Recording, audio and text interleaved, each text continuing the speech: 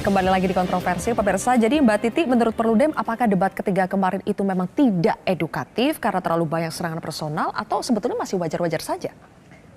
Karena saya beruntung punya kesempatan melihat beberapa debat di negara lain ya secara langsung karena ikut misi pemantauan pemilu. Debat kita tuh standar banget lah kalau mau dibilang. Dan sangat berusaha menjaga situasi ya. Mungkin karena masyarakat kita itu belum terbiasa melihat perdebatan terbuka yang betul-betul berhadap-hadapan dan istilahnya menguji betul-betul sosok seorang calon.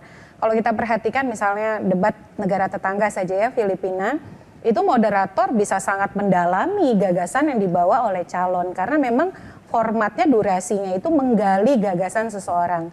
Nah kalau di kita kan dari segmen debat saja itu membatasi dari sisi waktu. Tetapi karena saya juga pelatih debat mahasiswa begitu ya, dan kita debat konstitusi sudah biasa, percayalah debat mahasiswa itu lebih mengerikan diksi-diksinya begitu kalau boleh cerita. Keras, ya bahkan itu adalah kesesatan logika berpikir begitu ya. Jadi ya bagi saya dalam konteks ini sebagai orang yang sudah terbiasa melihat adu pikiran, adu gagasan, dan bahkan ditopang oleh teori biasanya, data dan lain sebagainya. Debat kita tuh standar banget lah. Gitu. Masih banyak yang harus diperbaiki. Berarti jadi tidak perlu baper. Tidak perlu terlalu merasa personal. menjadi korban bully. Ya itu agak berlebihan ya istilahnya. Karena kita jangan juga menormalisasi segala sesuatu itu seolah-olah bully begitu. Dan akhirnya anak kita menjadi takut untuk kemudian bicara dalam konteks adu gagasan secara substantif begitu. Justru menarik ketika masyarakat kita itu tadi bahasanya Adi teramplifikasi untuk follow up pasca debat. Sebenarnya pesan debat tuh itu. Jadi tidak berhenti di panggung debat, tetapi bagaimana dialektikanya berlanjut, diuji, dibahas, digali dan diperdebatkan. Dan jangan menyoal soal hal-hal yang emosional, tapi bicara substansinya dong. Yang terjadi adalah follow up-nya. Betul. Ganjar dan juga Anies Baswedan itu dilaporkan ke Bawaslu. Coba kita lihat dulu ya, bagaimana artikel beritanya ketika usai debat ketiga, Anies Baswedan dan juga Ganjar Pranowo itu dua-duanya dilaporkan ke Bawaslu.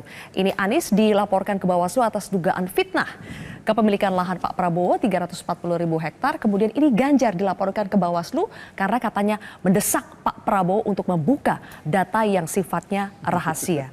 Bang Rey, kalau saling atau dilaporkan seperti ini apakah berarti tidak siap debat atau bagaimana Bang Rey? Kan bukan tim sel, bukan macam-macam tuh yang lapor itu kan tim lain. Yang lapor siapa? Iya, jadi kita. Ketika ada masyarakat yang baperan, atau berarti masyarakat kita baperan, masyarakat kita yang baperan? Ya itulah yang perlu mungkin diingatkan terus bahwa apa yang terjadi sebetulnya di forum debat itu boleh disebut adalah pernyataan kenegaraan. Itu sama seperti kawan-kawan di DPR membicarakan apa saja pun itu dilindungi oleh undang-undang gitu. Makanya apapun yang keluar di dalam forum debat itu mestinya masuk dalam catatan negara tuh. Karena itu yang paling sohih sebetulnya ketimbang daripada mereka kampanye di mana gitu. Itu kan nggak masuk dalam catatan negara tuh. Sebab debat itu adalah forum yang diselenggarakan oleh negara bagi calon presiden. Sehingga apapun yang muncul di situ itu mestinya menjadi catatan negara yang bisa dipertanggungjawabkan ke depan secara kenegaraan gitu. Karena ngomongnya itu di forum debat. Itu satu. Nah yang kedua adalah ini kan semua paslon ini membuat skenario apa yang mau ia target dari debat itu kan. Selain konten macam-macam gitu. Misalnya kalau kita membaca 01 mengapa begitu kenceng sejak dari awal udah langsung nyerang begitu. Karena memang dia punya target tertentu dengan cara itu. Itu yang harus diposisikan dulu. Apakah dia dapat? Dia dapat. Dengan terus menyerang itu dia mungkin dia mendapatkan itu kan. Nah kenapa 03 mencoba seperti berada dalam posisi moderat kritis istilah saya kan, tidak terlalu kencang, tetapi ada juga unsur kritisnya. Ya itu juga target yang mereka kejar gitu.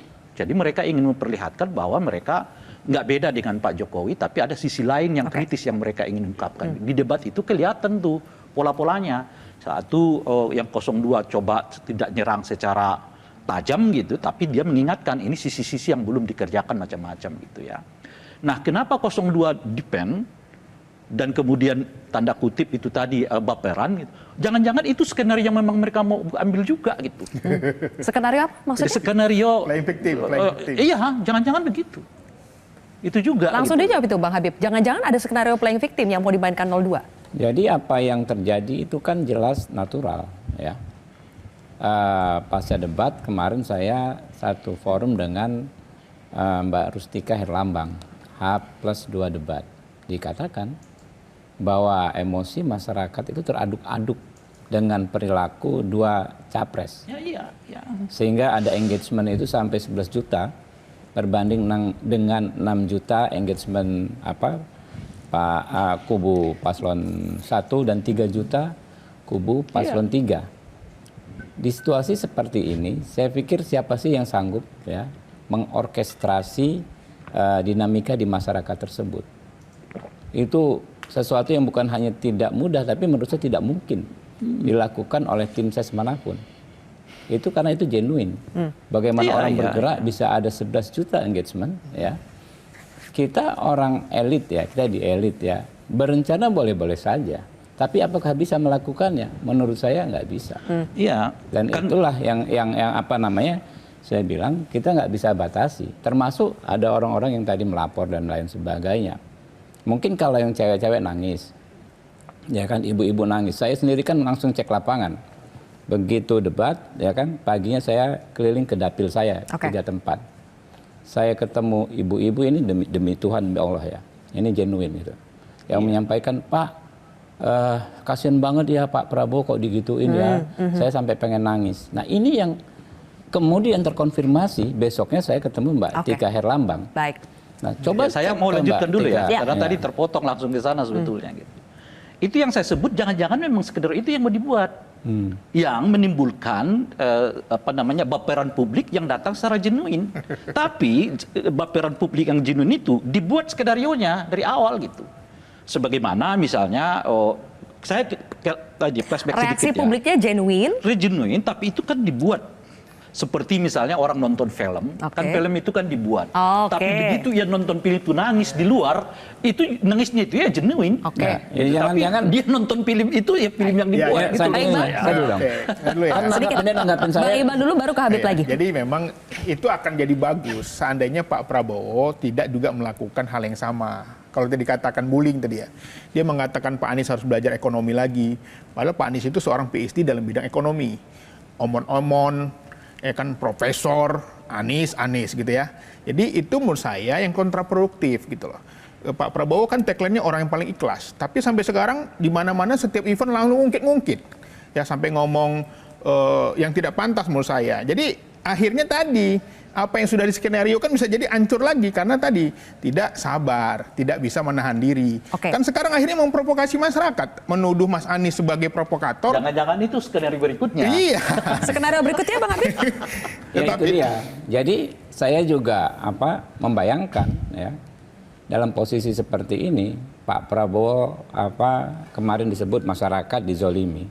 Lalu sekarang dituduh, ada Pak Rey menuduh sengaja meng-create agar terkesan dizolimi. Saya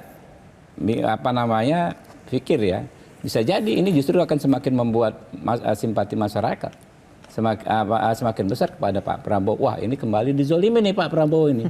Karena masyarakat soal keikhlasan sebagaimana disampaikan Bung Iqbal tadi, itu kan nggak bisa dikarang-karang. Baik. Itu bukan tagline, Pak.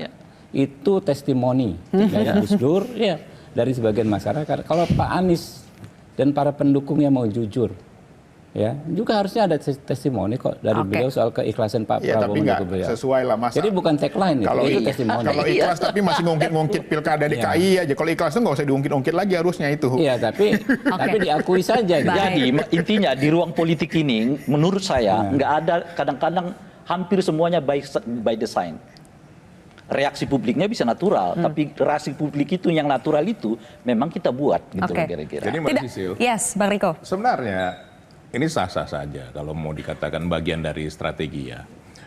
Di Amerika juga negatif campaign itu justru menghasilkan hasil yang baik, malah menang. Ya, apakah itu bisa berlaku di Indonesia belum tentu. Kalau dilihat sebenarnya kemarin itu seharusnya ini paling menguntungkan bagi pasangan 02. 02. Kenapa? Yang dibahas itu kan mengenai pertahanan. Itulah sebenarnya yang dilakukan day by day-nya, dan itu bukan suatu hal yang baru. Sudah 4 tahun lebih dijalani. Nah, kalau kemarin katakan dengan dari pasangan 1 juga 3, itu sebenarnya ditanggapi hal yang biasa aja. Jadi ya bisa saja ini bagian juga dari by design tadi, bisa juga memang itu kondisi realnya. Nah, persepsi masyarakat ini kan berbeda-beda. Coba Mbak Sisil, kita bahas data Bang Rey kan? Baik. Apa, kita harus jeda Mas nih, Adi? Bang Riko. Tapi sebelum jeda, saya ingin tanya nih, apakah reaksi Pak Jokowi yang juga ikut mengomentari debat itu juga bisa diprediksi sebagai reaksi yang by design? Nanti kita akan jawab pemirsa usai jeda. Menarik ini.